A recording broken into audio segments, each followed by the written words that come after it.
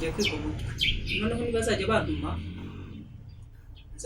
nzajya nihuta bantuma ati Claudine ngwino tugutume ku muhanda aza niruka ariko mfite n'ubwo ubwo ngiye gufata amafaranga ujye kuzana ibyantumye ndamugera imbere ahita ambwira ngo genda rero nyine ibyo nari gutumye birarangiye ugende uve hano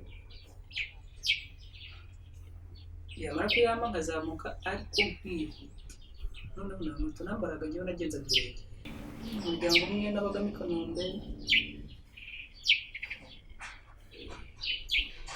n'urugo ariko umudamu akandeba ati noneho si uruhinja mujyanye twarabanye ariko ndi nko mu wa gatatu segonderi akajya ataha noneho uko ambonye akavuga ati sha n'uti ntabwo bakabajya wagatashye ujya kuba noneho nagira kuri uwo mutwe wanjye mvuga nawe mfite ndajya kubareba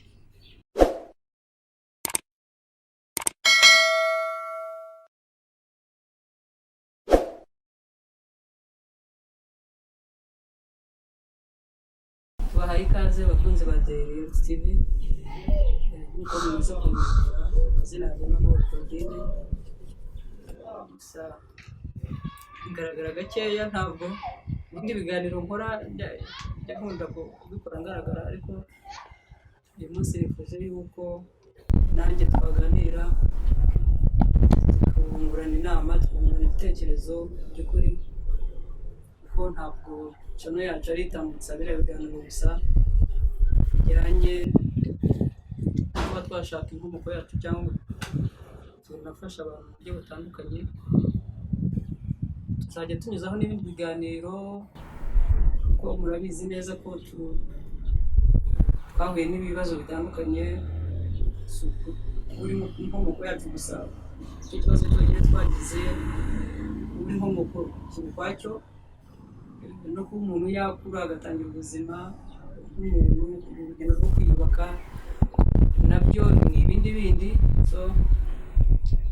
ibyo rero byo nifuza ko uyu munsi tuganiraho ariko topic yanjye y'uyu munsi ijyanye mu by'ukuri no kuvuga ku bikomere ntabwo ndi inzobere cyane mu bintu bijyanye no kuba umuntu yakomere muri psychology ntabwo ndi inzobere muri byo ariko hari ibyo nizeho hari ibyo nanjye niyizeho ku giti cyanjye ibyo rero ni by'abantu bungurana inama bakunguranaho ibitekerezo umunsi ku munsi ni ukuvuga ngo Reality izagenda itegura ibiganiro bigiye bitandukanye dufatanye kugira iki dufatanye kujya inama ndi nk'ubwo buryo narivuze ngo ntabwo ndi umuhanga mu bintu bya psychology ariko ibyo nabashije guhugurwaho bike natwe mu buryo niba navuga ngo bw'imiterere ya muntu hari ibyo umuntu aba azi ariko njye bizasaba ko ngenda nganira n'inzobere bamwe nkajya mbatumira aha bakaza bakatwigisha ku bijyanye ni gute umuntu akomereka ese iyo yakomeretse ibyo bikomere by'umutima byomorwa bite mbese urwo rugendo rw'ubuzima rwo gukira ndashaka yuko Reality TV dutangiza icyo kintu mu by'ukuri kuko uyu munsi wa none ugiye kubireba ushobora gusanga ikibazo gihari mu bantu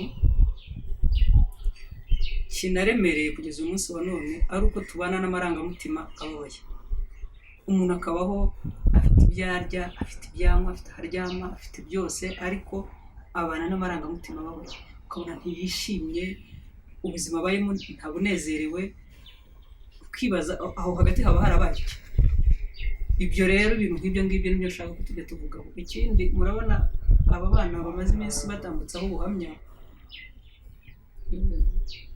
navuga ngo bose bahurira ku kintu kimwe twese duhurira ku kintu kimwe cyo kuba mu by'ukuri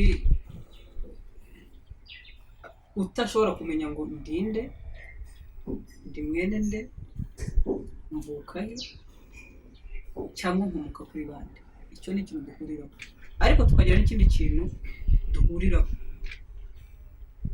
uretse kuba harimo abagiye tugirirwa umugisha tukanyura ahatandukanye tukabasha kwiga, ariko wari utarize, wari utaragize iki, ugiye gusanga ukabona centre y'ubuzima bwabo akenshi ntabwo babaye ahantu hamwe hatandukanye. Ejo yagiye muri uyu muryango arahava mu wundi, arahava mu wundi, arahava mu wundi. Ku myaka y'30 umunsi wa none ushobora kumaza ngo bari mu muryango ingahe nawe ubwo akaba udashobora kwibuka. Ese utekereza ko ubwo ibyo ngibyo ubwabyo ari ubuzima? Wibaza ko ntacyo bishobora gukomeretsa umuntu? Wibaza ko ubwo buzima umuntu nk'uwo nguwo yabayeho mu by'ukuri yakomeretse bingana iki? Nanone ushobora kwibaza ngo icyo gikomere yagize kingana gityo yagikira te? Ukanibaza ngo ufite ibyiringiro yuko uwo muntu ashobora kuba yakomorwa agakira? Ni ibintu nk'ibyo ngibyo nifuza ko the reality mu by'ukuri tutangira kujya dupanga amatopiki, haba mu bakozi b'Imana bakatwigisha bakabiganiraho, kuko bo bafite izindi mbaraga Imana yabahaye. Rero ndabyemera ko ndakijijwe, kubizo psychology bakabasha kubidufashamo, umuntu akomereka ate, yumurwa ate, urugendo rwe rw'ubuzima ni gutarubaho. Cyane cyane nkatwe hari ibyo tuba tubura byinshi cyane, ibyo tuba tubura rwose. Kuko wenda reka nitangeho urugero, cyane cyane mu bana dufite bene iriya kesi, bene bwa buzima bumeze kuri iki, ni byinshi twe tuba twaranabuze. Hahandi ubundi tumenyereye yuko ni nako Imana yabiremye, ni nako Imana yabigiye. Imana yagennye ko umwana avukira mu muryango, papa mama akabasha gusigasira uburere bwe, ku buryo bya bintu byose umwana yifuza abihabwa n'ababyeyi. Harimo uburere, harimo ibitunga umubiri, ku bakristo harimo n'ibitunga ubugingo. Ukaba umwana ukurewe mu rusengero, ukaba umwana urerewe mu rusengero, ushobora gutinya icyaha akanacyanga. Kuri ba bandi basanzwe bonyine baba bazi neza ko education y'umwana imureba. Muri iki gihe turi mu bihe by'amashuri cyangwa se n'iki, barabizi ko umubyeyi ashobora kugorwa no gushaka amafaranga y'ishuri atuma umwana ajya ku ishuri. So ibyo ni ko Imana yabipanze, yapanze ko umwana akurira mu muryango uvukiramo agakuriramo. Ariko kuri twe byaratandukanye, simbizi, biranashoboka kuko natwe ntabwo twakomotse ku biti, twaturutse hejuru ngo tuze twikubita aho ngaho. Natwe dufite abo twakomotseho. Itandukaniro ryabayeho nuko tutabazi, icyo kintu cyabayeho kugeza umunsi wa none. Rero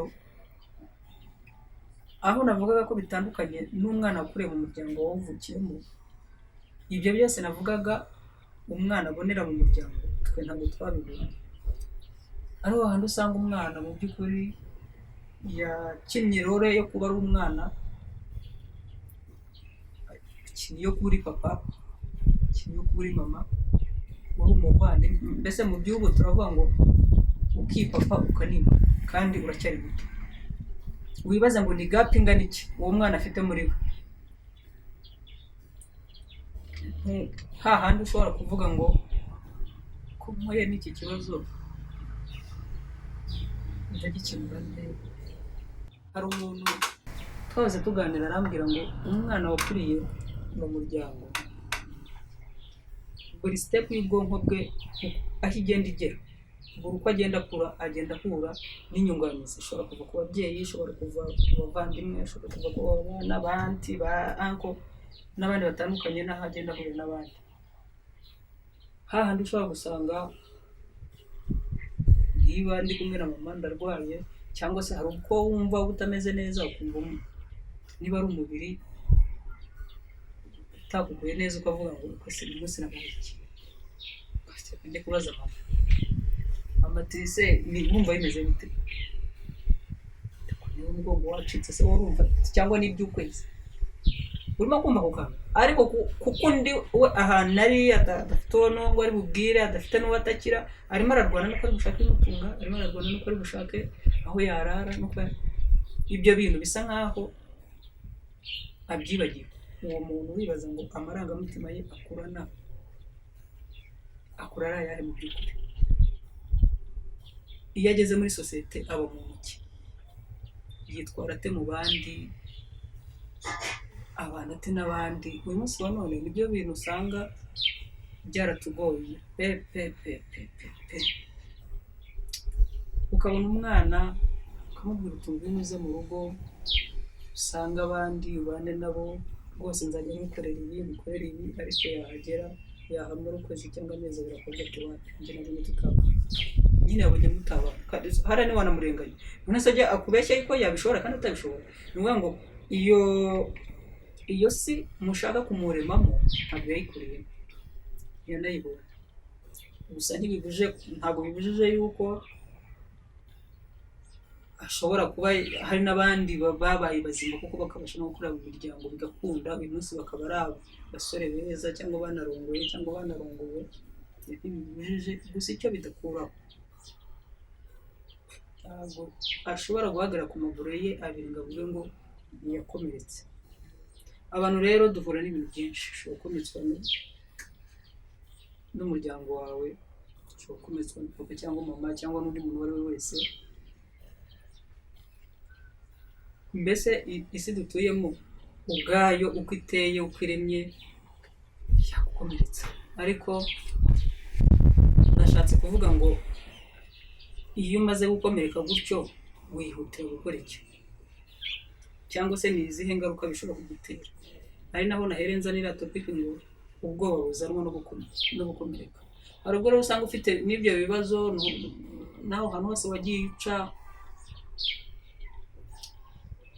mu by'ukuri bigatuma ubaho mu bwoba. Akantu kose kakoma ati ndapfuye, niba ari n'uwo mugiranye ibibazo kandi rwose wowe uri n'ahantu uri muri pozisiyo y'uko utishe itegeko, nta n'itegeko na rimwe wishe cyangwa nta n'undi muntu wahutajije, ukabaho uvuga ngo ndapfuye, ndajya he, biragenda gute? Ubwo bwoba rero nta kindi kibuza ibikomere. Hariho nifuza ko tuzagenda dushaka abantu mu by'ukuri bakaza bakatwungura inama, ari ababa bakeneye kujya kwa muganga bakahajya kuko ndibaza ko uyu munsi wa none ikibazo dufite kinakomeye cyane, ni ibibazo byo mu mutwe. Abantu rero bazi ko iyo umuntu afite ibibazo byo mu mutwe ngo aba arwaye, bamwe babwira ati muzajya Indera, akumva nyine kujya Indera hajyayo abantu bafite ubwo bumuga. Oya, ibibazo byo mu mutwe ni bigari cyane, ariko ngira ngo nakoresha ibyo jambo, ni bigari cyane kandi bizanwa n'ibintu bitandukanye. Niyo mpamvu nifuza ko mu bushobozi bwanjye bukeya mfite ariko bunyemerera byibura kuba naganiriza umuntu, nkamukuraho izo nama zishobora kungeza nk'umuntu, nkamukuraho inama zagukiza nk'umuntu. Ndifuza ko mu by'ukuri iyo porogaramu itangira kuri reality, tukigisha abantu umuntu iyo akomeretse yihangana ati, ese iyo ugize ubwo bwoba ubukizwa n'iki? Ko atari ubwoba bushobora kugaragarira mu maso y'abantu, uretse kwa kundi kwitinya, kwisuzugura n'utundi tuntu tugiye dushamikiyeho. Iyo bije bityo ni bande babivura? Ese bibonwa n'abandi ko benshi bitewe n'ubuzima twagiye tunacamo? Hari n'ubwo umuntu akunda wigira atyo ati urabona ibyo arikora atira ni ibitwe. Ni sosiyete y'Abanyarwanda turaziranye, dufite ukuntu tubayeho, dufite nuko twakuze. Kandi ushobora gusanga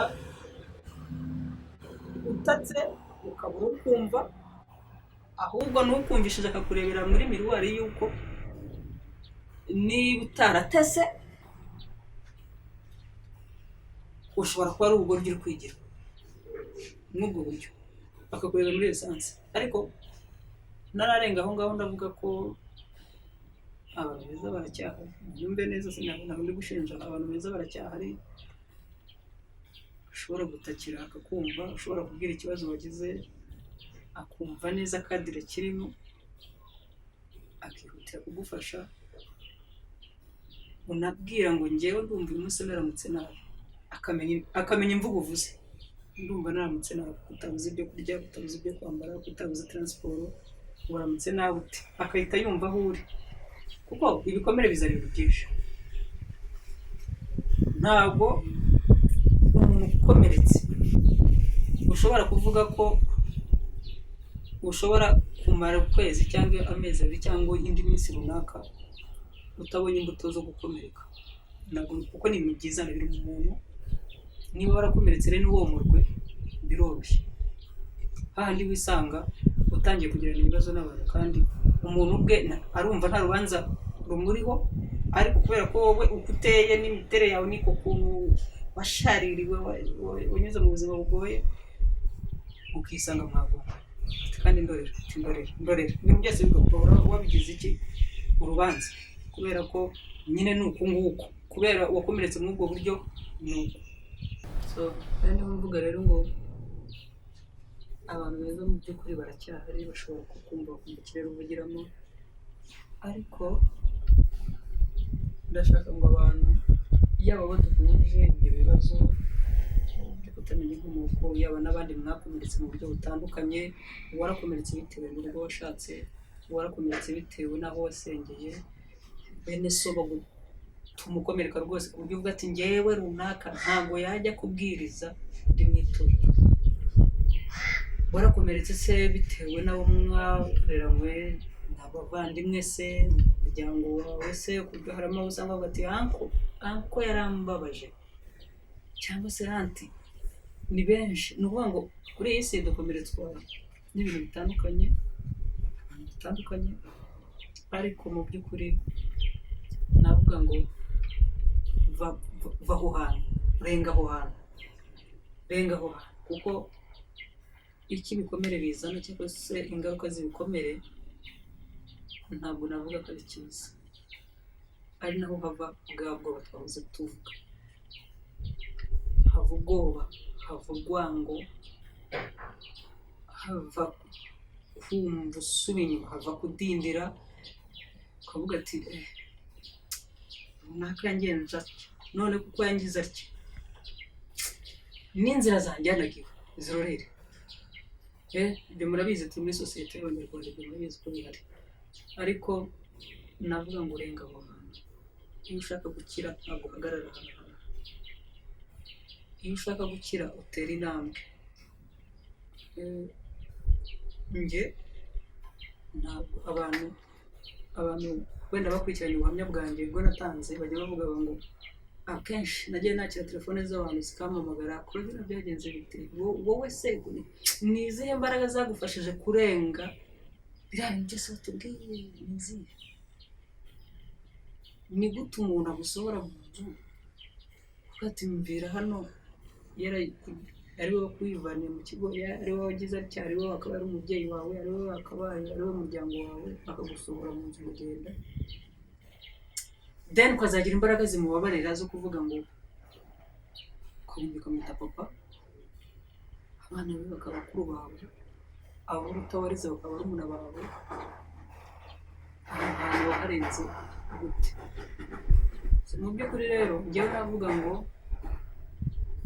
habaho inzira nakwita ko ari eshatu. Inzira ya mbere yamfashije kandi mu by'ukuri ntayigizemo uruhare, niko navuga ko njyewe nisanze ndi umwana, niba navuga ngo nisanze ndi umwana w'idini ngo mbizi, ariko abantu barebye ubuhamya bwanjye muzabibona, guhera kwa shangazi, navuga ko yari umwadeperi, nanjye ndariyoboka ndabatizwa rwose 2005 ku itariki 25 z'ukwa 10, ndibaza ariko nabatijwe mu mazi menshi. Guhera icyo gihe nafatiyeho, ntabwo nigeze ndekura, nafatiyeho mba umwana wo mu rusengero,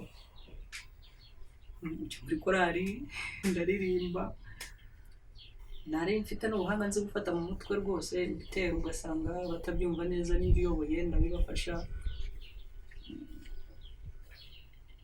nkomeza mwuwo murongo kugeza n'izi saha, ku buryo hamwe no gusenga nafashijwe gukira, kuko Bibiliya idusaba kubabarira. Yesu aravuze ngo nimutababarira abandi namwe muzababarirwa. So icyo kintu rero gituma umutima wanjye ugaruka kare kandi vuba, ntibagirwe ibyo. Kandi Bibiliya iravuga ngo nubabarira ujye ubabarira wibagirwe. Nugira imbabazi ntukagire inzigo. Niba ucakiranye na mugenzi wawe akagira ibyo mupfa, kuko abantu ni abantu nyine bafite ibyo bapfa. Ihute ushobora kurakara rwose, ushobora kurakara nkanakubwira nti njyewe rwose ubu ndeba dutandukanye, ariko kubera rya jambo nasomye ngaruka vuba. Ndagaruka, ushobora kutagaruka ngo mpite nkugeraho mubwire ngo rero wa munsi dore byagenze bityo, ariko ndagaruka nkavuga ngo mbabarira, nanjye ndababarira. Nintanababarira ntabwo amaso y'Imana azareba. Iyo ni inzira ya mbere. Iyindi nzira ya kabiri ni uko wegera abantu. Iyo ukomeretse ukabaho wenyine birakwica. Ntabwo nzi ngo nabivuga mu rwego rungana gute, ariko iyo ukomeretse ukaba wenyine ntusanga abantu. Ndatanga urugero cyane cyane nko ku buzima bwacu. Natwe tudasanze abantu tubaho gute? Udasanze abantu, utabegereye. Ubundi hari ijambo nyakunda gukoresha nkavuga ngo njyewe kuba ntaramenye inkomoko yanjye nta ruhare nabigizemo. Icyo ni kimwe.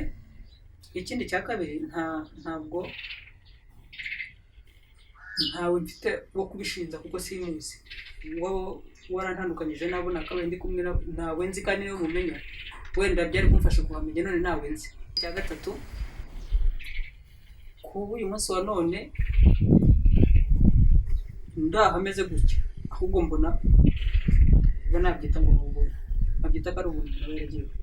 Ibyo rero bituma mvuga ngo ayo mahirwe n'ubuntu nagiriwe reka mfashe guhura n'abandi nabo duhuje amateka tumeze kimwe.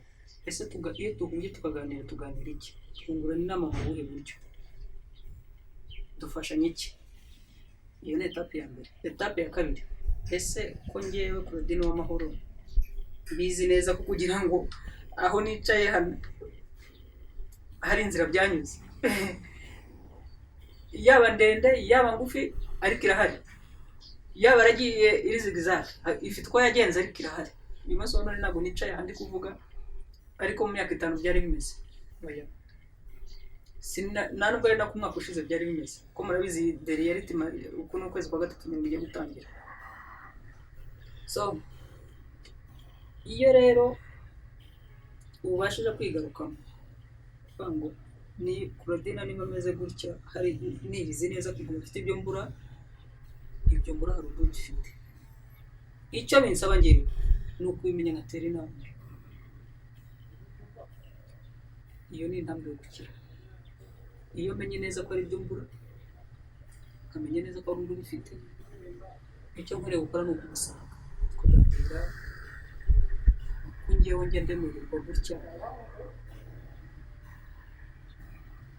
wamfasha iki mu nama, kungurana inama, akakugira inama iyo bimeze bityo, cyangwa se akanagufasha akakubwira ngo njyewe wenda simbishoboye, ariko hari undi nzi wagufasha. Gutera intambwe ukegera abantu. Hari n'ikindi kintu njya mvuga ngo kubera ko nisanze uwo muryango nakabaye narakuriyemo, abavandimwe se iki badahari, hari icyo nkwiriye kugira, nari nkwiriye gukora. Icyo kintu ni iki? Kurema umuryango unzengurutse, nkagira ba anti, mfite aho nita anti, kandi numva umutima wanjye wibutse rwose. Mfite aho nita mama, umutima wanjye wibutse, nta n'ikibazo mfite. Basaza banjye barahari si ngombwa ko tuvukana mu maraso, kuko by'amaraso sinanabizi, kuko nabyo nigeze. Niba nabizi rero ngiye kurema abashyashya. Abo barahari, bakuru banjye barahari, barumuna banjye barahari. Nkagerageza nyine kurema umuryango.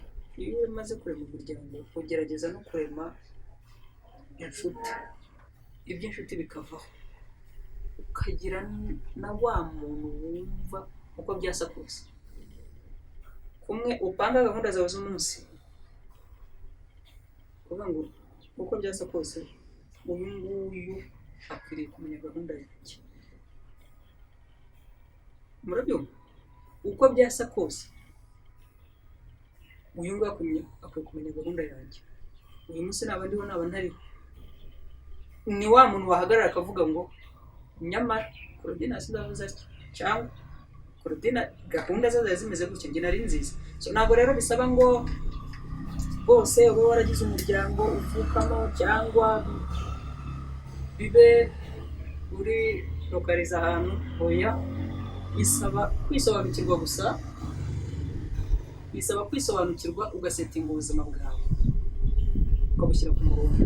Twiganyire bisaba, kuko uyu munsi wa none hari ibibazo duhura nabyo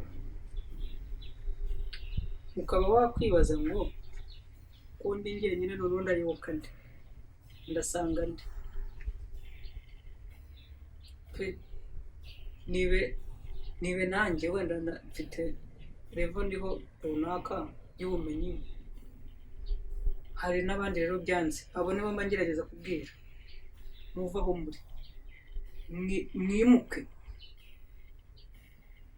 mwimuke aho hantu mutuye, aho kuvuga ngo reka mbe njyenyine ntafite umuntu, nta n'uwo nshaka kubwira ibyanjye ejo atazananyumvira ubusa.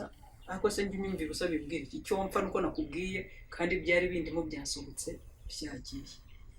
Njyewe imiterere yanjye iyo navuze ikintu ninshaka mbe nakibwiye, iyo n'utagomba kucyumva ninshaka mbe nakibwiye, sigara mvuga ngo iki ntabwo ari icyanjye, mfite undi nakibwiye. Yazakivuga mu buryo bwe bindeba, nicyo akazi kanjye, mba nikuyemo ibyo bintu bisohokemo bigende. So rero iyo yari intambwe ya kabiri ntekereza ko ishobora kuba yakiza umuntu. Njyewe nababwiye ngo ntabwo ndi umuhanga muri psychology, ariko hari uburyo naturel Imana iba yararemye umuntu ashobora kuvugamo ibintu uko abyumva. Gusa tuzashaka abantu, ndacyabivuga, tuzabashaka baze bajye batuganiriza kuri iyi topic ibikomere. So hari ikindi rero kijyanye no gushaka abantu bize psychology. Kuri ubu ntabwo abanyarwanda benshi turahugukira ibyo bintu. Umuntu aranamubwira ngo runaka arahungabanye, atazahungabanyishwa n'iki? Twe twabuze n'ibirayi cyangwa twabuze n'iki, nahita kurura icyo kintu ngo cyumve. Cyangwa mwabyuka mu gitondo kuko basanzwe babana, mwavugana ukumva umuntu kubwe gushimura n'iki kibyihishe. Ubuzima tubamo rero bwa buri munsi bukeneye, sinzi uko nabyita, ariko bukeneye kujya buganirwa. Iyo wamenye umuntu ukamenya ngo Claudine n'ubu umutwara gutya, iyo ambwiye ngo ndumva ntashaka kuvuga maze ibyo avuze, ese nca mu zihe nzira kugira ngo umugarure twongere tuvugane? Icyo gihe uba urimo uramuzana neza, hahandi ashobora guhagarara noneho akaba yajya muri pozisiyo ibasha kugira abandi inama. Ariko kubera yuko nyine turi mu nzira zitandukanye, situasiyo z'ubuzima zitandukanye, umuntu wese arimo arirebaho, umuntu wese arimo arireba, niko nabyita. Aho ushobora gusanga umuntu w'umubyeyi wabyaye arimo arabwira umwana areranye na bagenzi be nabo yabyaye,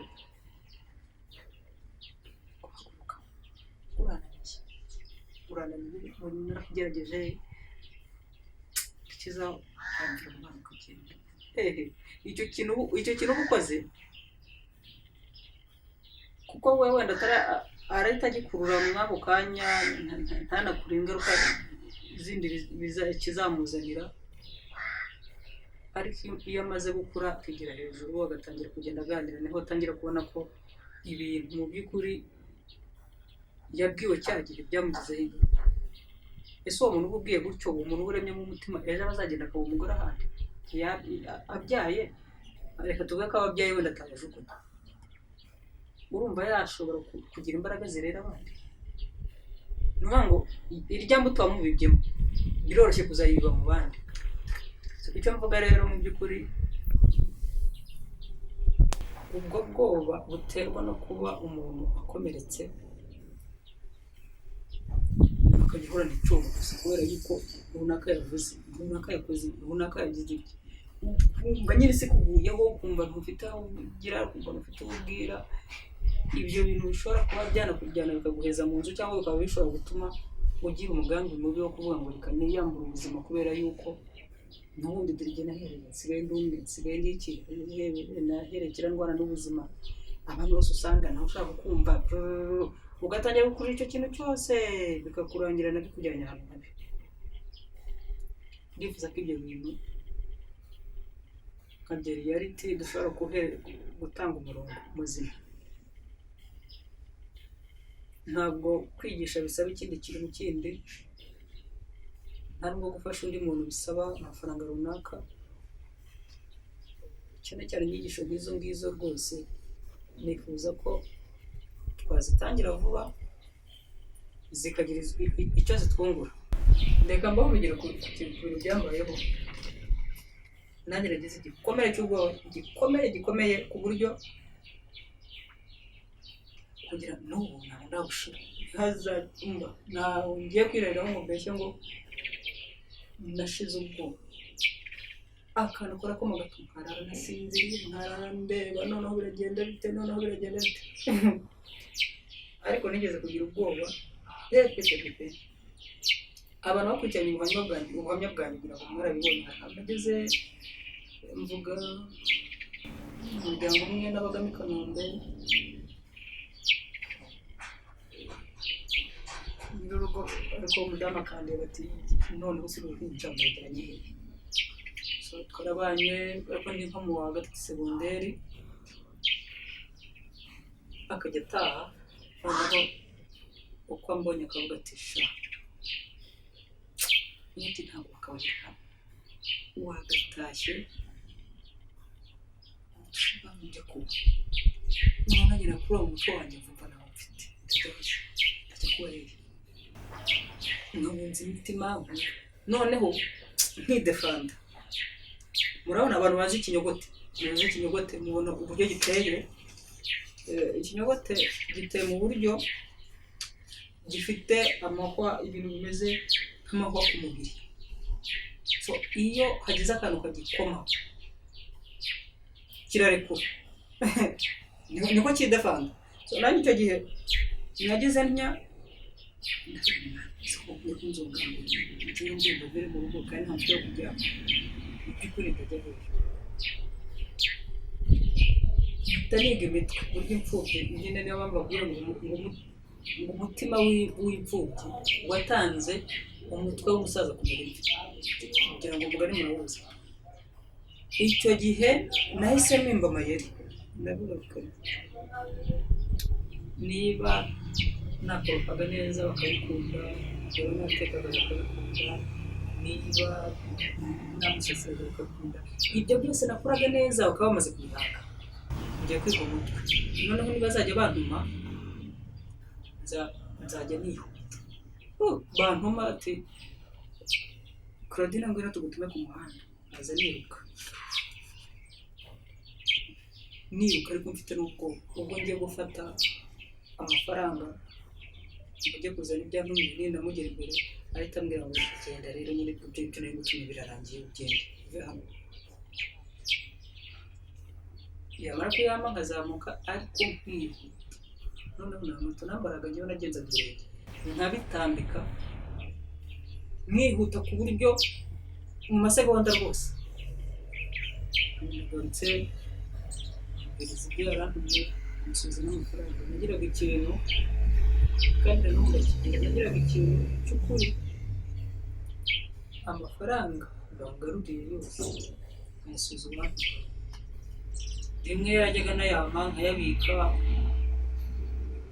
azamuhera icyarimwe yagura akambwira ati se amafaranga bikwiye ni nayo nagiye ngaruka. Utwo tuntu dutuma ibyo yari asanzwe amenyereye abireka, ariko agakomeza icyo kintu cyo kunkundira ko nihuta, ejo kwihuta yaba yabihaze, Imana ikanyungura ubundi bwenge, ntiyari gukubura neza imbuga nkikuye cyangwa akavuga ati bisa ariko mara n'igitutu naranyuka rimwe yabaje no ku kazi ari nkanjye uri mu rugo nkajya kwihisha. Ndabyibuka rimwe nigeze kujya kwihisha, nihisha muri firigo, araza arinjira yicara muri salo, arahamagara runakatwe na Korodina yagiye Korodina noneho njye kuva kera nasekaga, ntabwo nabyita ko ari uguseka ubusa, ahubwo kuva kera narasekaga, shiduka nasetse nkanikubiza aho ngaho nyine muri salo, arambwira ati guseka ubwo wakiye kuri muri firigo kwenda ku kiboko ko n'ubundi sinari kujyamo ngo nkwirwemo, hari ukujya ku ruhande gutya ikinga nk'umuntu nyine ahita nawe bibona yuko mu by'ukuri reba ageze aduhahamura ntabwo ari nziza, ariko ubwo kuko utari iwanyu, kuko utavugana nawe nyine nta muntu uza aho hantu uretse kuvuga ngo uyu muryango urimo, ukaba ubizi neza mu mutwe ko isaha n'isaha umuntu yakwiruka. Bwarandiye burandya butuma nyine mbaho kuri icyo kintu, nta kindi kizana ibyo bikomere, kuko umwana uri iwabo wavukiye kwa se na nyina, cyangwa uri kwa nyirasenge, cyangwa uri kwa andi niyo yamwirukana yirukana ndajya kwa mama, cyangwa uri kwa nyina kwa data. Ibyo bintu byose rero bigenda bizana ibikomere, ni byinshi ibikomere bizana mu bantu, ni ingaruka nyinshi ibikomere bizana mu bantu, ariko byose nk'uko nababwiye za nzira eshatu: gusenga, kurema inshuti n'imiryango, shaka abantu babizobereyemo mu bumenyamuntu niba ariko babyita. Izo nzira zose zigenda ziguhuza, zikugarura, zikakugira umuntu mushyitsi ugakira. Hari abibaza ngo wakira, ngo umuntu arakomereka agakira, arakomereka agakira rwose neza. So rero navuga ngo niba naganiriye neza, niba ibyo navuze byagize umumaro, ntabwo ndahamya ko ari bizima, kandi ndahamya ko twese bizadufasha, n'abandi mwumva muri radiyo kuba mwaza mukatanga ibiganiro, mukafasha abantu, mwadukontakita.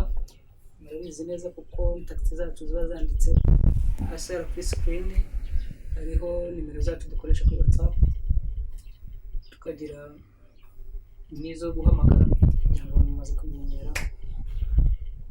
So navuga ngo ufite ikibazo, ufite inyunganizi, ufite inama,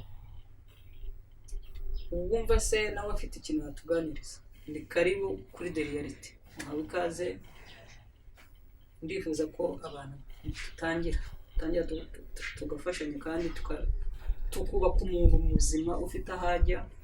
Uyu munsi gusa ntube uvuga ngo kubera yuko mfite amafaranga mbasha guhaha ibi nkahaha na biriya, ndi umuntu.